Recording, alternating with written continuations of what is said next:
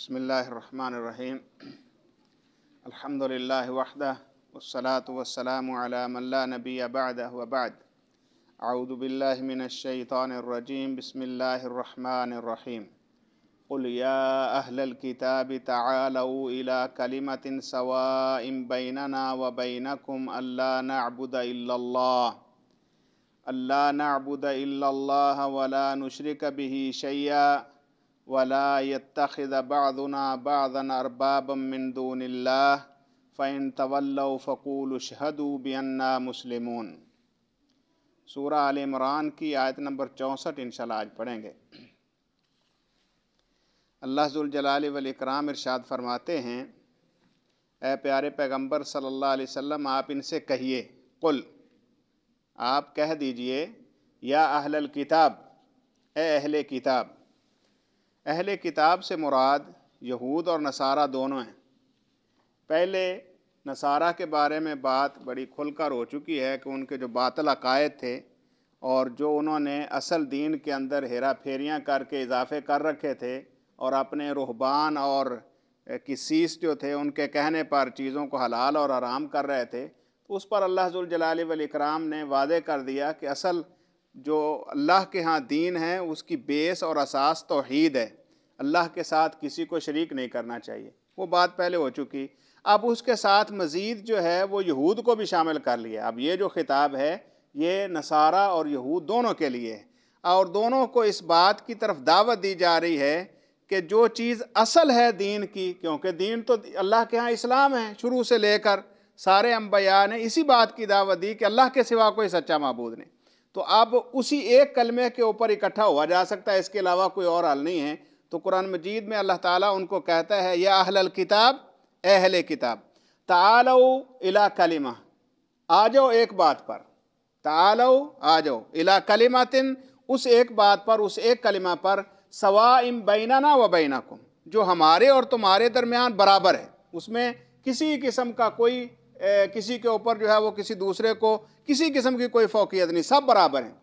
गोया कि यहूद की किताबों में भी और इसी तरह नसारा की किताबों में भी जो मेन और असास थी दीन की वो ला इलाहा इल्लल्लाह, अल्लाह के सिवा कोई माबूद नहीं। अब फिर उसके बाद ये यहूदियत और नसरानियत और रहबानियत और ये सारी चीज़ें बाद की घड़ी हुई हैं, लोगों की बनाई हुई हैं। अल्लाह के नज़दीक दीन इस्लाम है और वो अल्लाह ताला की वहदानियत का इकरार है। तो अल्लाह कहते हैं उस एक कलमे की तरफ आ जाओ जो हमारे और तुम्हारे दरमियान बराबर है। क्या? अल्लाह नाबुदा इल्लल्लाह, हम अल्लाह के सिवा किसी की पूजा ना करें, किसी की इबादत ना करें सिवाय अल्लाह के। वला नुशरिक बिही शय्या, और उसके साथ किसी को शरीक ना बनाएं। ये तुम्हारी भी किताबों में है, हम भी तुम्हें उसी बात की दावत दे रहे हैं। तो अब एक ही हल है अपने इस कज़िये को समेटने का। अब चूँकि नसारा जो है वो आ गए और उन्होंने अल्लाह ताला के रसूल मुकर्रम सल्लल्लाहु अलैहि वसल्लम के सामने अपने इश्कालात रखे और किसी भी बात को जब नहीं माने तो आखिरी हद ये आगे कि आज फिर मुबाला कर लेते हैं, लानत करते हैं, अल्लाह जो झूठा है उसके ऊपर लानत फरमा दे, तो भाग गया, उसकी तरफ भी नहीं आए। तो अब कहा जा रहा है कि फिर कम अज़ कम वो जो बेस और असास है उस पर बैठ कर बात कर लो। यानी हक पर वो होगा ना जिसके पास असल है, और जिसके पास असल नहीं है इसका मतलब है वो अपने कौल में या अपने फेल में झूठा है, लिहाजा उसको मानो जो असल असास है। लाओ अपनी किताबें खोल के देखो उसके अंदर दावत किस बात की है। वो तौरात के अंदर तो बहुत वाज़े अंदाज में तौहीद की बहुत सारी चीज़ें जो है वो आज तक मौजूद हैं, और इसी तरह इंजील के अंदर भी बाद मुकामात पर बड़ी वाज़े अंदाज में अल्लाह ताला ने तौहीद का जो असल असास है वो आज भी उनके अंदर मौजूद है। तो अल्लाह कहते हैं उसकी तरफ आ जाओ। एक तो अल्लाह के साथ कोई शरीक नहीं, अल्लाह के सिवा किसी की इबादत नहीं है, और दूसरा उसके साथ उसकी इबादत में कोई सांझी साथी शरीक नहीं। अब यहूद ने क्या कर रखा था, वो कहते थे उज़ैर अल्लाह का बेटा है, और नसारा क्या कहते थे, ईसा अल्लाह का बेटा है। ये पहले हम तफसील से बात कर रहे हैं। तो गोया कि अल्लाह जल्ला जलालहू की वहदानियत को तो तुमने छोड़ा है, लिहाजा हकीकत में तुम गलत रास्ते पर हो, और जिस बात की दावत अब कुरान के ज़रिए मोहम्मद रसूलुल्लाह तुम्हें पहुँचा रहे हैं वो असल है, वो हकीकत है, उसको कबूल कर लो, मामला ख़त्म है। हमारे आपस में एक दूसरे के साथ कोई मामला नहीं है। वला यत्तखिज़ बअदुना बअदन अरबाबम मिन दूनिल्लाह, तीन चीज़ें हो गई। एक अल्लाह वहदहू ला शरीक की इबादत, दूसरा उसके साथ कोई शरीक नहीं, और तीसरा हम आपस में भी एक दूसरे को रब ना बनाएं। वला यत्तखिज़ बअदुना बअदन अरबाबन, और ना बनाए हम में से बाज बाज को रब। अब बाज रब को रब कैसे बनाते? اب نبی مکرم صلی اللہ علیہ وسلم نے جب نصارہ کو یہ کہا کہ تم اپنے رہبان کو جو ہے وہ رب بناتے ہو، تو انہوں نے یہ اعتراض کیا کہ ہم ان کو رب تو نہیں سمجھتے، ہم ان کی تعلیمات ضرور لیتے ہیں لیکن رب تو اس کو نہیں گردانتے۔ تو اللہ ذوالجلال والاکرام کے ذریعے نبی مکرم صلی اللہ علیہ وسلم نے ان کو کہا کیا تم ان کی حلال کردہ چیزوں کو حلال نہیں سمجھتے؟ جس کو وہ کہتے ہیں حلال ہے اس کو حلال کہتے ہو، جس کو وہ کہتے ہیں حرام ہے اس کو حرام کہتے ہو۔ تو یہی تو رب بنانا ہے، یہی تو اصل اس شریعت کا، گویا کہ انہوں نے اپنی طرف سے شریعت بنا لی اور تم نے ان کو جو ہے قبول کر لیا۔ تو اصل بات تو اللہ کی جو ہے وہ اصل مانی جائے گی، نہ کہ بندوں کی۔ لہٰذا لا یتخذ بعضنا بعضا اربابا من دون اللہ، ہم میں سے کوئی کسی کو رب نہیں مانے گا۔ یعنی یہ نہیں ہے کہ وہ جو کہہ دے، چونکہ ہمارے فرقے کا یہ بندہ کہہ رہا ہے، ہماری جو ہے وہ نسل کا یہ بندہ کہہ رہا ہے، ہمارے جو ہے وہ یہ بڑے تھے وہ ایسے کہہ رہے ہیں تو لہٰذا ہم تو اسی کو فالو کریں گے، نہیں۔ ولا یتخذ بعضنا بعضا اربابا من دون اللہ، کوئی بھی اللہ کے سوا کسی کو رب نہیں مانا جائے گا، بلکہ بات اس کی مانی جائے گی جس کے پاس اللہ کی بات ہے۔ تو اللہ کی بات جو حتمی قرار دی جائے تو آپ دیکھ لو، اپنی کتابیں بھی لے آؤ اور قرآن جو کہہ رہا ہے اس پر دیکھو بھی حق پر ہے کون۔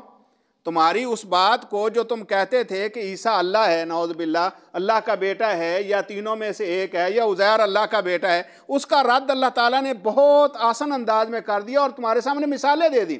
جس بنیاد پر تم ان کو اللہ کہتے ہو وہ تو پہلے اور بھی مثالیں گزر چکی ہیں۔ عیسیٰ علیہ السلام کو تم کہتے ہو کہ بغیر باپ کے پیدا ہوا ہے، لہٰذا یہ خدائی تصور ہے، اور تو اسی طرح اللہ تعالیٰ نے کہا وہ تو آدم بھی ایسے ہی پیدا ہوا تھا، نہ ماں تھا نہ باپ تھا۔ تو اب وہ بھی، تو اگر وہ دیکھتے ہو تو پھر وہ بھی اس کا مطلب ہے اللہ ہے، حالانکہ ایسی بات نہیں ہے، تم بھی سمجھتے ہو کہ وہ اللہ کا بندہ ہے۔ اور اسی طرح باقی چیزیں جو معجزات وغیرہ آئے ہیں ان کے حوالے سے، اور عزیر علیہ السلام کو وہ آگے چل کر جو ہے وہ بات آئے گی کہ وہ اللہ تعالیٰ نے ان کو جو ہے ایک لمبا عرصہ تک جو ہے وہ صلا دیا اور بعد میں اٹھایا اور وہ کہتے یہ ان کی کوئی خدائی طاقت ہے۔ حالانکہ اس طرح کے کئی ایک واقعات، وہ کاف، سورہ کاف والا واقعہ، ایک لمبے عرصے تک لوگ سوئے رہے، تو یہ اللہ تعالیٰ کی جو ہے وہ جو چاہتا ہے کرتا ہے، یہ اس کے عنایات ہیں اور اس کے اپنی مرضی ہے اور اس کے اندر بے شمار حکمتیں ہیں، تو یہ رب ہونے والا معاملہ ہے ہی نہیں۔ لہٰذا اصل بات اللہ تعالیٰ کی ہے، نہ کہ کسی بڑے کی، کسی جو ہے وہ صاحب علم کی یا دوسرے کی، بلکہ خالص اللہ تعالیٰ کی بات کو جو ہے وہ لیا جائے گا۔ اگر تم اللہ کی بات کو چھوڑ کر کسی اور کی لیتے ہو تو گویا تم اس کو رب بناتے ہو۔ اور ساتھ ہی اللہ فرماتے ہیں فَإِن تَوَلَّوْا، اب یہ ساری تفصیل بھی انہیں سمجھانے کے بعد بھی اگر وہ تمہارے اس اسلام کی طرف نہیں آتے، آپ کی اطاعت نہیں کرتے، آپ کے حکموں کی طرف نہیں آتے، فَإِن تَوَلَّوْا، اگر وہ پھر جائیں، فَقُولُوا اشْهَدُوا، تو انہیں کہو کہ اب گواہ ہو جاؤ، اب تم اپنے عقیدے کا ان کے سامنے کھل کر اظہار کر دو۔ فَقُولُوا اشْهَدُوا، تو انہیں کہہ دو کہ تم گواہ رہو، بِأَنَّا مُسْلِمُونَ، تو ہم تو اللہ کے فرما بردار ہیں، ہمیں تو جو اللہ کہے گا ہم نے وہ ماننی ہے، ہم کسی اور کی بات کی طرف جو ہے وہ توجہ نہیں کریں گے اور نہ ہی اس کو اپنے لیے کسی قسم کی حجت اور دلیل سمجھیں گے۔ ہمارے لیے دلیل خالص اللہ کی بات ہے، اور بات اللہ ذوالجلال والاکرام نے ساری کتابوں کے اندر جو ہے وہ کھول کر بیان کر دیا ہے کہ اگر اعمال کی قبولیت کسی وجہ سے ہے تو وہ خالص اللہ کو ایک ماننے میں ہے۔ اور پھر اب ہمیں کیسے پتہ چلے گا کہ اللہ ذوالجلال والاکرام کی بات کون سی ہے؟ لازمی بات ہے رسول کو ماننا پڑے گا، پیغمبر کو ماننا پڑے گا، تو وہی ساری باتیں تمہیں سمجھائے گا، وہی بتائے گا۔ تو گویا کہ اب اگر کوئی شخص، خاص طور پر یہاں پر اہل کتاب کا تذکرہ ہوا، اور کوئی بھی کائنات کی کسی بھی طرح کا ذہن رکھنے والا جب تک اللہ کے رسول صلی اللہ علیہ وسلم کو نہیں مانتا اور اللہ تعالیٰ کو اپنا حاکم اور تصرف کرنے والا کلی طور پر نہیں مانتا، تو وہ گویا کہ اللہ کے اس خالص دین سے دور ہے جس کی اللہ تعالیٰ نے ساری کتابوں کے اندر دعوت دی ہے۔ اور یہاں پر یہود و نصارہ کا نام لے کر واضح کر دیا گیا، اور قیامت تک کے آنے والے جن و انس سارے کے سارے اسی شریعت کے پابند ہیں۔ لہذا ہر کسی کے لیے یہی ہے کہ اللہ کی بات حتمی ہے، اور اس کے علاوہ کسی اور کی عبادت، کسی اور کی بات کا ماننا، کسی کی حلال کردہ کو حلال کہنا، حرام کردہ کو حرام کہنا، اصل میں دوسرے کو رب بنانا ہے، اور یہ اللہ کسی صورت جو ہے وہ قبول نہیں کرتا۔ اور اگر کوئی بندہ ایسے کرے تو اس کے ساتھ سیدھی سی بات ہے، بھئی ہم تو اللہ کی ماننے والے ہیں، اگر تم ایسے کرتے ہو تو اللہ کے ہاں تمہارا جو ہے وہ مواخذہ ہوگا اور پکڑے جاؤ گے۔ لہٰذا دنیا میں اگر اپنے آپ کو اللہ کے عذاب سے کل قیامت کے دن کے جو ہے وہ مشکلات سے بچانا چاہتے ہیں، ایک ہی بات ہے، اللہ کی توحید کو اقرار کر لو اور اس کے ساتھ کسی قسم کی کوئی جو ہے وہ شراکت داری نہ سمجھو۔ کوئی ایسا نہیں ہے جس کے پاس کوئی اختیار ہو جو اللہ تعالیٰ کے تصرفات میں سے کوئی تصرف کر سکے۔ اللہ سے دعا ہے اللہ ذوالجلال والاکرام حقیقت کو سمجھنے اور اپنے عمل میں لانے کی توفیق نصیب فرمائے۔ اللہ ہمارے عقائد کی اصلاح فرما دے۔ وآخر دعوانا الحمد